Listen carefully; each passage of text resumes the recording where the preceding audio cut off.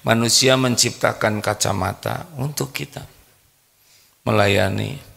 Manusia dalam tanda kutip ya menciptakan handphone untuk melayani kita. Sama pakaian, semua ini untuk melayani kita. Nah Allah bedanya kalau kita memerlukan. Kalau Allah menciptakan kita untuk melayani Allah, tapi Allah tidak memerlukan kita. Ketaatan kita kepada Allah tidak akan menambah apapun. Karena Allah sudah memiliki segala-galanya. Kita durhaka, na'udzubillah, tidak mengurangi apapun.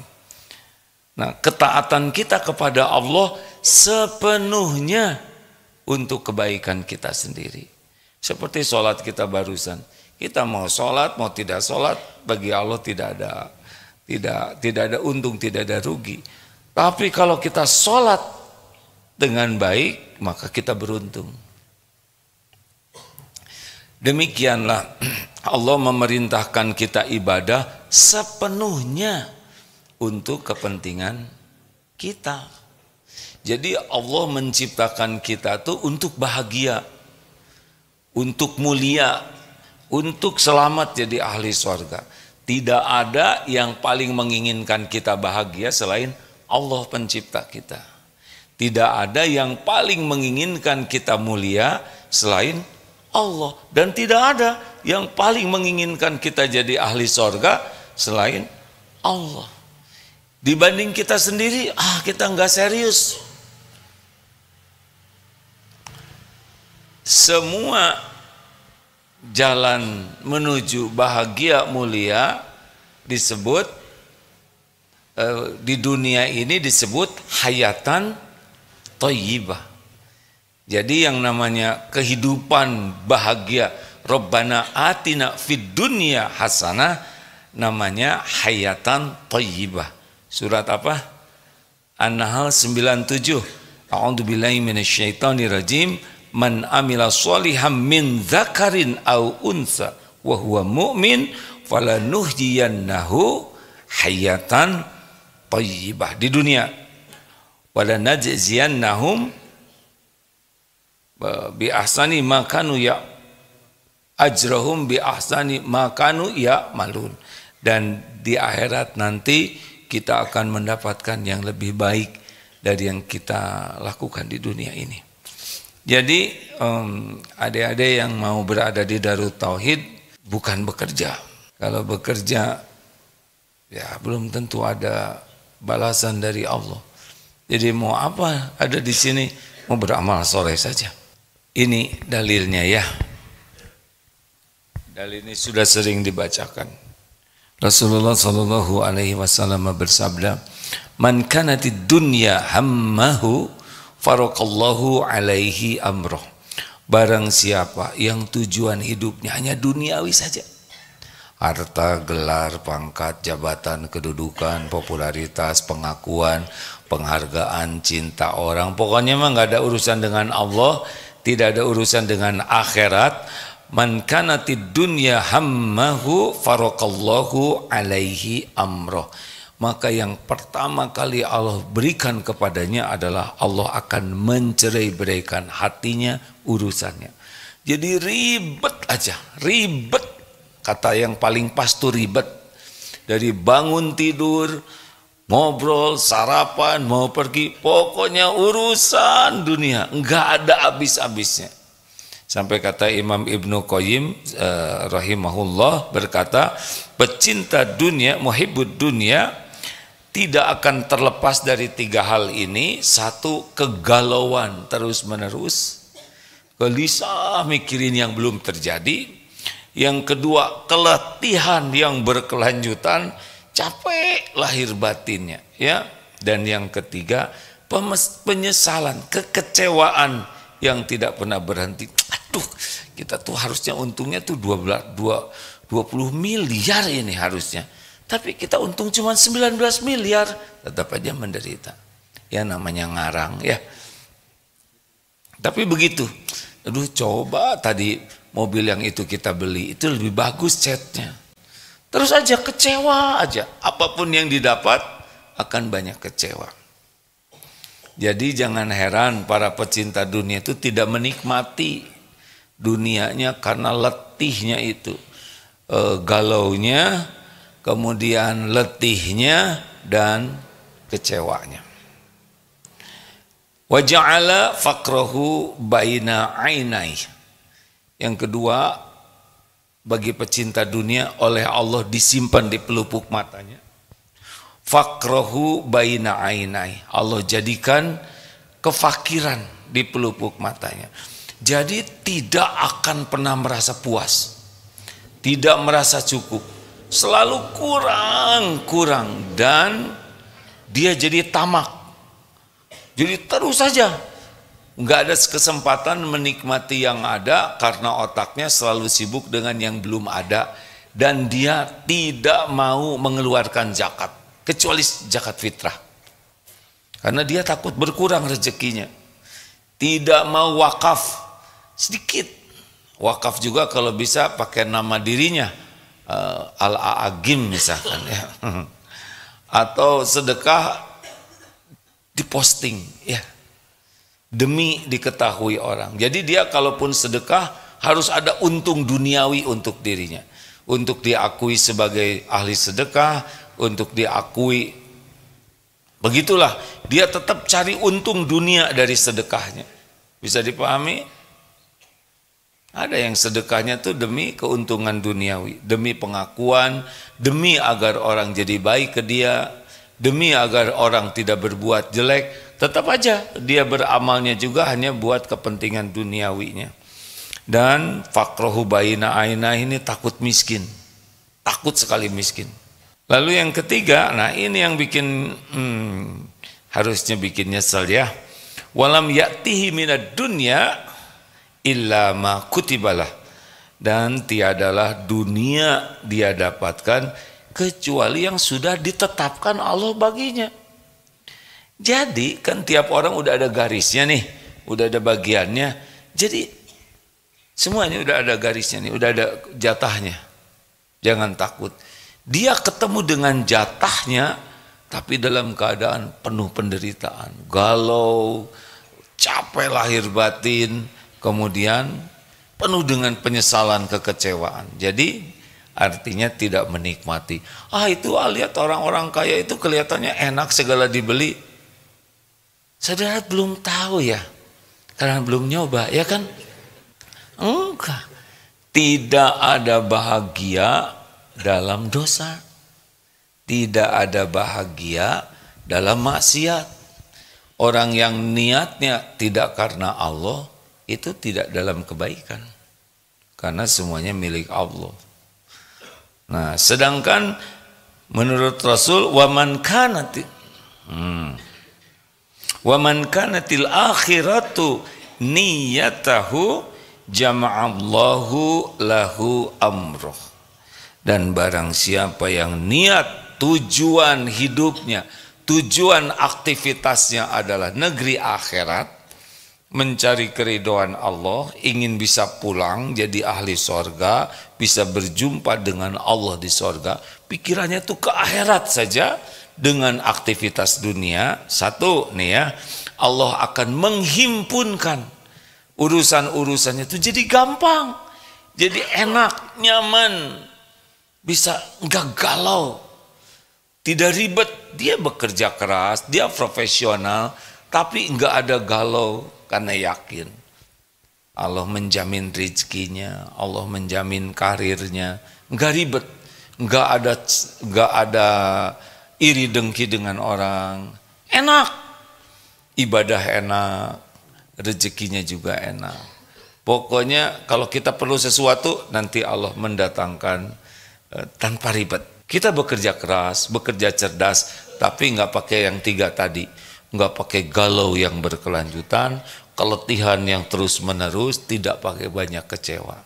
Urusannya tuh kayak puzzle, datang, kita perlu modal, ada yang ini, kita perlu pembelinya ada, enak. Ini kalau tujuannya akhirat. Yang kedua, wa ja'ala ghinahu fi qalbi. Allah menjadikan di hatinya tuh kaya, puas dengan apa yang Allah berikan. gaji misalkan cuman segitu, dia puas, alhamdulillah, bersyukur sekali. Nah dengan puasnya, qanaahnya dia bersyukur, dengan syukur Allah menambah. Ada yang nanya, kalau kita puas dengan yang ada, bagaimana kita bisa maju? Allah yang nanti akan membuat kita diberi lebih daripada yang kita duga. Karena Allah tahu keperluan kita, lebih tahu dari kita sendiri.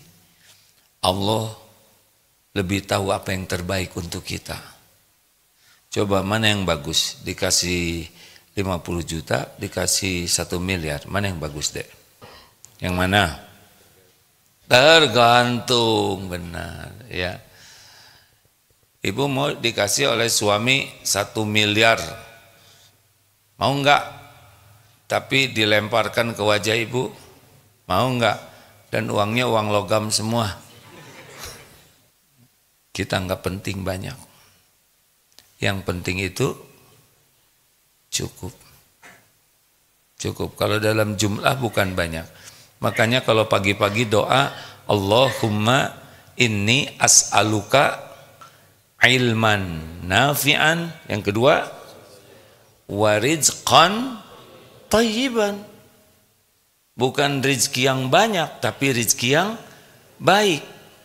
Baik untuk lahir, baik untuk batin, baik untuk akal, baik untuk diri kita, baik juga untuk yang lain, baik untuk dunia kita, baik untuk kubur kita, baik untuk yaumal hisab, baik untuk akhirat nanti. Rizqan tayyiban. Dan kita tidak tahu jumlah yang terbaik bagi kita. Ada yang banyak jadi banyak maksiat. Yang penting tuh tiap perlu apa Surabaya?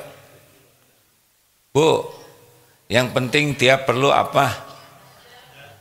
Ketahuan. Bukan ada, cukup, Bu. Sekarang ibu sepatu ada tapi nggak ada yang cukup, stres ya. Tidak penting banyak, yang penting pas cukup, Pak. Ibu punya sepatu 10, nomor 32 semuanya, sedangkan ibu 48, kan repot ya, jadi 2 sepatu untuk 1 kaki. Mana tadi? Nah, ghina fi qalbi, orang yang kaya hatinya dia nggak akan iri dengan yang lain. Mau ngapain iri? Mau ngapain iri? Tiap orang punya kapling takdir masing-masing. Jangankan sekantor, ini seangkatan ya. Jangankan seangkatan, seibu sebapak aja beda-beda. Sesuka Allah. Jangan iri, mau ngapain? Kalaupun kita ingin, ini teman saya punya itu, ingin, gak usah mikirin rezeki teman, minta ke Allah pemiliknya. Lah dia aja punya itu karena Allah yang ngasih, benar? Misalkan ada pengen sepeda, belum dihabisin sepeda hari ini. Ada pengen sepeda, yang sekarang sepeda yang ada sepeda lipat giginya 1, sedangkan ada baru cabut gigi, ya. Jadi habis dong giginya. Ya Allah, ini teman saya kan kemarin ada yang dapat sepeda ya. Saudara tinggal minta, ya Allah, jangan, mudah-mudahan ngasih hadiah ke saya. Salah. Kalau saudara berharap ke makhluk, nanti saudara jadi acting di depan makhluknya. Berharap ke Allah, ya Allah, teman saya dapat sepeda, syariatnya lewat siapa yang kau kehendaki. Saya ingin sepeda itu juga ya Allah, bahkan yang lebih bagus, yang sekali dinaikin maju sendiri. Minta ke Allah. Enggak usah ribet dengan rezeki orang. Enggak usah berharap ke makhluk, karena makhluk enggak akan bisa ngasih apa-apa kecuali Allah yang menggerakkan. Dan yang terakhir, wa atatuhu dunya wa hiya raghimah, dan dunia akan mendatanginya dalam keadaan hina. Artinya dunia ini yang dikagumi sebagian orang tuh nanti datang ke kita melayani kita tanpa kita harus kehilangan waktu ibadah. Jadi ibadah kita bagus, sholat TBM tepat waktu, berjamaah di masjid, sedekah kita, nanti dunia itu datang. Benar-benar kita perlu apa, Allah udah tahu yang kita perlukan. Dan melayani kita lah, dia tuh pelayan kita. Enak betul. Memang begitu. Lah kalau gitu kita santai? Tidak. Kita sibuk menjadikan aktivitas kita sebagai ibadah. Kita bekerja profesional. Kenapa? Kenapa kamu kerja profesional? Kenapa engkau kerja profesional? Karena perintah Allah. Wa ahsinu innallaha yuhibbul muhsinin. Al-Baqarah 195. Dan berbuat baiklah, lakukan yang paling baik, karena Allah mencintai orang yang berbuat kebaikan. Kenapa? Kok dagangannya rapi, bersih, manajemennya bagus, pembukuannya bagus. Ini adalah amal soleh. Supaya laku, ya laku terserah Allah. Yang penting saya dagang yang terbaik. Kenapa datang ke kantor paling awal, paling bagus? Kenapa jujur?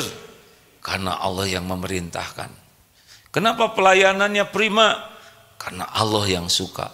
Supaya orang lain, kliennya suka ke kita, itu terserah Allah yang membulak-balik hati.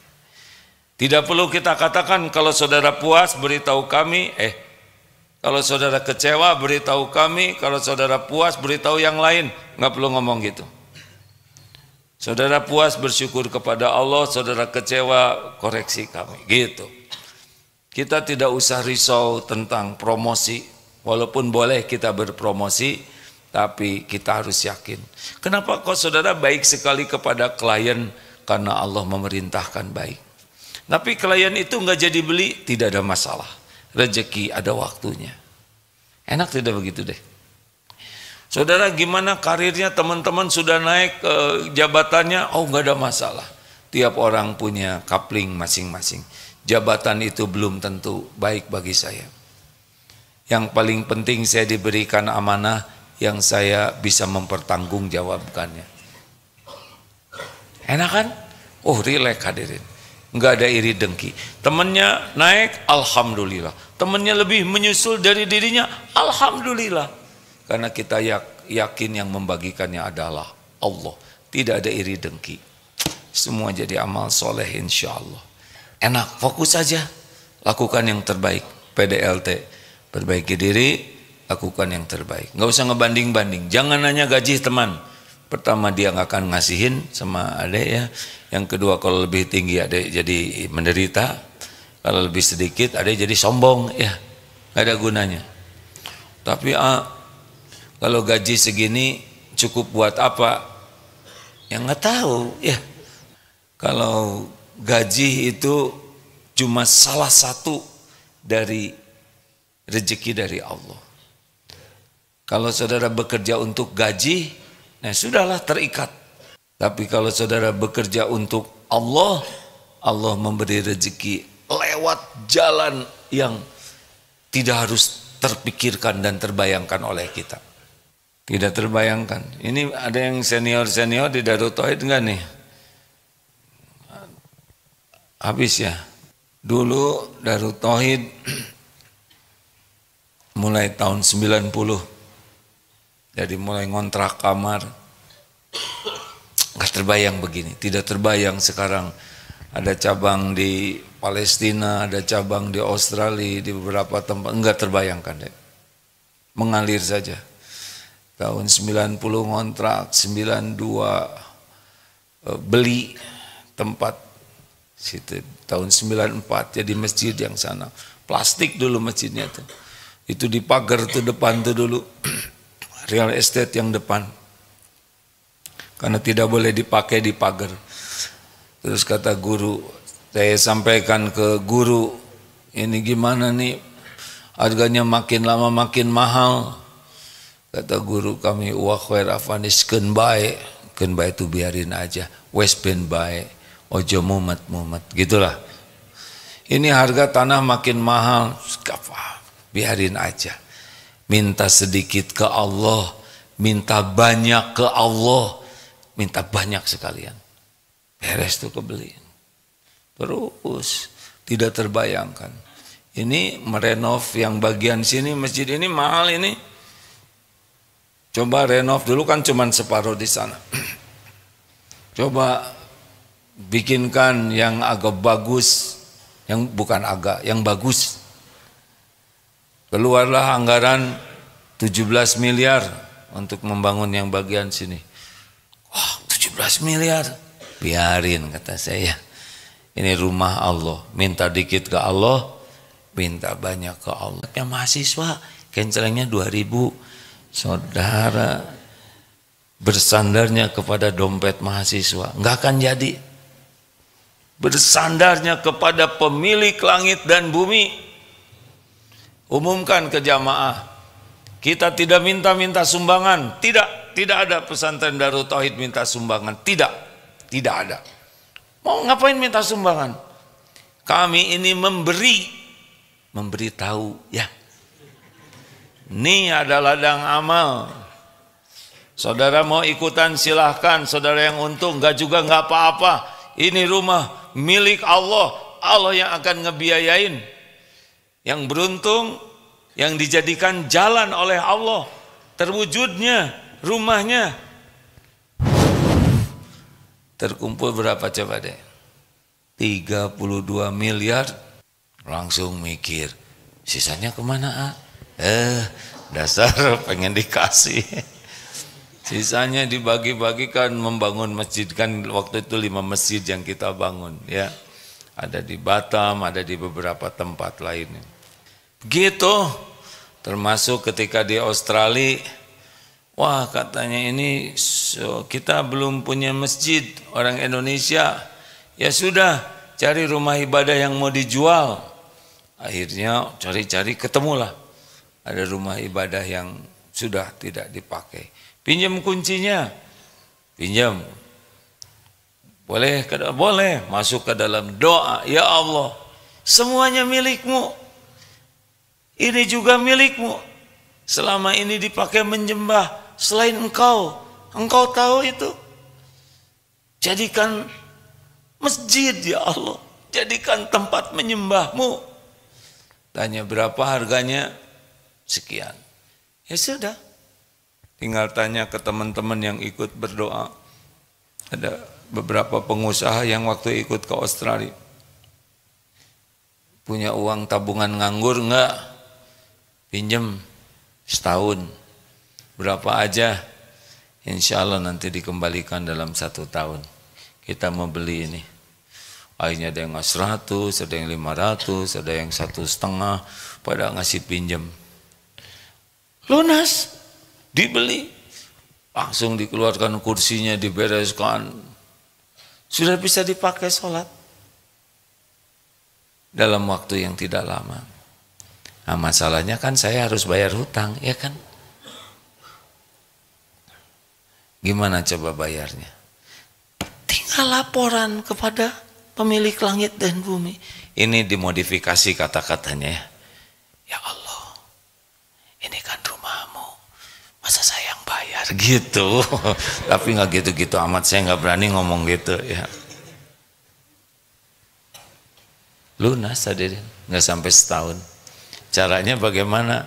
Itu yang minjem-minjemnya, nggak usah dibayar, masa yang bayar udah beres aja.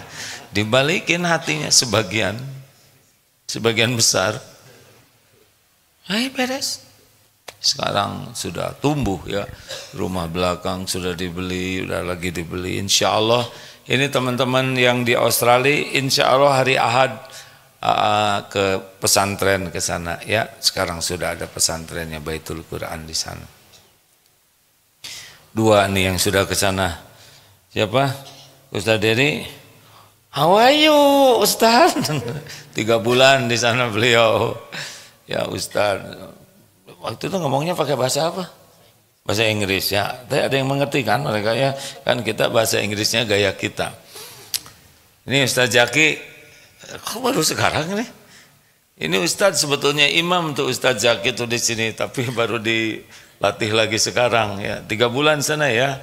Kalau beliau bahasa Inggrisnya udah bagus sekali karena beliau warga Malaysia, pesantren sini nikah sama santri jadi sudah lebih nyambung lah di sana ya, alhamdulillah. Nah begitulah hadirin, semuanya sudah ada dalam kemudahan. Kalau Allah mudahkan, mudahlah. Maka penting sekali untuk terus-menerus menanyakan niat di hati kita. Saya tuh mau apa melakukan ini? Saya mau apa nih? Nyari apa? Inna sholati wa nusuki wa mahyaya wa mamati lillahi rabbil alamin. Sesungguhnya sholatku, kurbanku, wa nusuki itu kurban, ibadahku, semua aktivitas hidupku, bahkan mati pun semata-mata karena Allah. Gimana nanti tentang karir? Ngalir lah, nggak akan kemana-mana. Apa yang untuk kita pasti ketemu, apa yang bukan untuk kita nggak ketemu. Yang penting aktivitas kita, niatnya benar, caranya benar, sudah jadi amal. Beda-beda, ini tidak mungkin nanti jadi ketua yayasan semua, pusing dong. Darut Tauhidnya 100 ketua yayasannya, ada coupling masing-masing. Apakah jabatan kita harus tinggi? Enggak juga. Yang penting itu jabatan yang bisa dipertanggungjawabkan. Makanya di Darut Tauhid ini tidak mengukur ketinggian seseorang karena jabatannya, karena gelarnya, tapi kita hormat karena ketakwaannya.